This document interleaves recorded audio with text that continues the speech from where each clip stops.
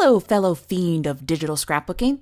Tiffany Tillman here, back with another Q&A Wednesday, a weekly video feature at simplytiffanystudios.com dedicated to answering your digital scrapbooking questions. You may or may not already know that I teach digital scrapbooking classes over at Scrapineers. And one of my favorite aspects of class is meeting with students during our live video webinars, because it gives me the opportunity to show you the answer live right there on the spot, which is extremely helpful if a technique is not going the way you want and you need help. But we don't just talk about class stuff. Questions about other aspects of digital scrapbooking are thrown around too, and a lot of football talk, but I digress. One such question was asked recently in the Digital Scrapbooker's Guide to Shadowing class. The question was, how to shadow acrylics using Adobe Photoshop Elements specifically. The answer I gave was a light bulb turned on, an aha moment for many a digital scrapbooker in the room. And hey, I think you'll love the answer too. So without further wordy delay, I give you how to shadow acrylics using Photoshop Elements. Let us begin the ceremony. Now first, a disclaimer. What I'm about to share works for both Photoshop Elements and Photoshop users. Now you Photoshoppers, y'all have ways to shadow acrylics that go way beyond what I'm about to share in this lesson. But I'll share extra options for you Photoshoppers too, so you're going to benefit from watching this video. Okay, here's what to do. I'm going to use an acrylic piece I found in Salem Studios' Enjoy the Moment kit. I've also added some direct links to acrylic packs you might like directly underneath this video on the Simply Tiffany website. Check those out too. When you've got your acrylic ready, open it and place it within your layout or in a new workspace at your preferred size at 300 pixels per inch. Add a shadow to the layer. This is the time that you'll want to customize your size, distance, and color of the shadow. Also blend mode if you're using Photoshop. The values you choose is completely up to you. Not every piece should be shadowed the same way, and your style of shadowing might be different from mine. But I'll give you a close-up of what options I've chosen just in case. Now we need to create a dedicated shadow layer. And a dedicated shadow layer is simply a layer that consists of a shadow separated from a specific object. To create a dedicated shadowing layer using Photoshop Elements, after you finish nitpicking your shadow values, and before you click OK, use your mouse or pen to drag the shadow away from the object so they no longer overlap. Then click OK. Next, right-click the layer and select Simplify or Simplify Layer. This will completely remove the option to play with your shadow's values as a layer effect, so only complete this step when you know you're not going to play around with your shadow any longer. All right, grab one of your selection or marquee tools. I'm going to use the rectangular marquee tool, and then draw a selection around your shadow. Once you've surrounded your shadow, right-click within the shadow layer and select Layer via Cut from the pop-out menu. And there you go. Your shadow now exists on its own layer.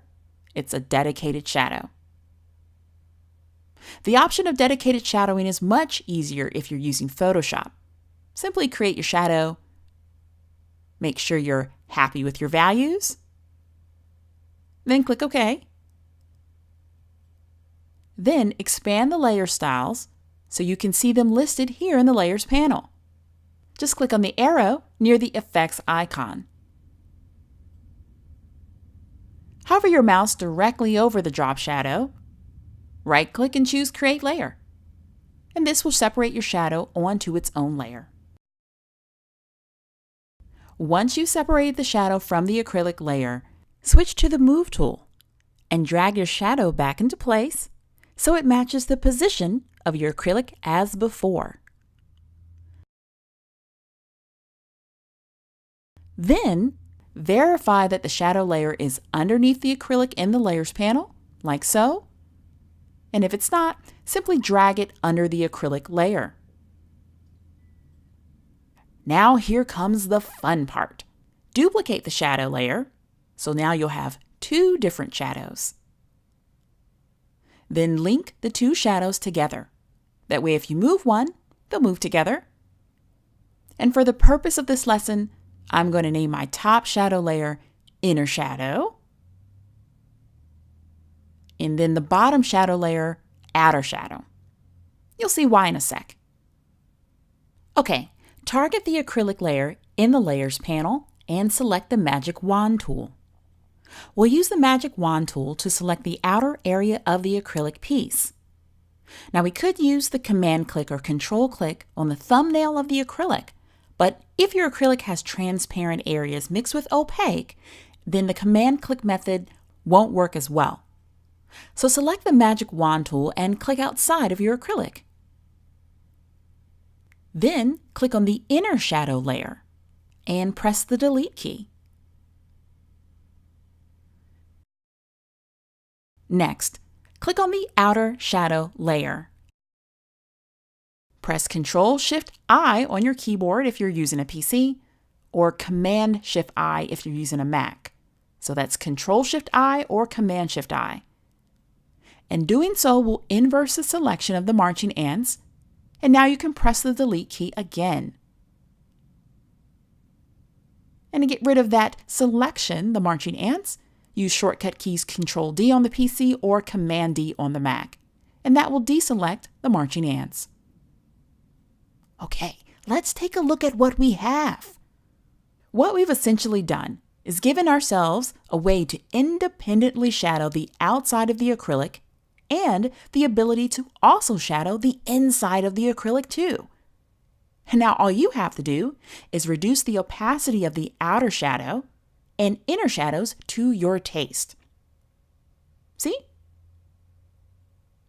So if I want to make the inner shadow lighter and keep the outer shadow darker so it looks transparent but it's still shadowed, well, there you go.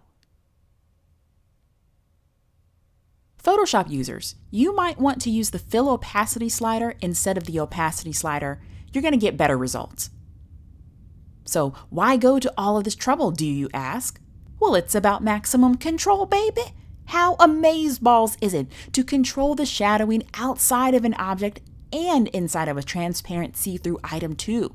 It means you can decide if a piece should appear darker because the paper background is darker, or lighter because it's a weak pattern, or well, whatever, for whatever reason.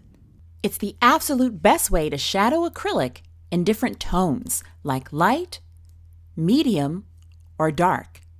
So you get to decide. And now you know the secret to shadowing acrylics, like a boss.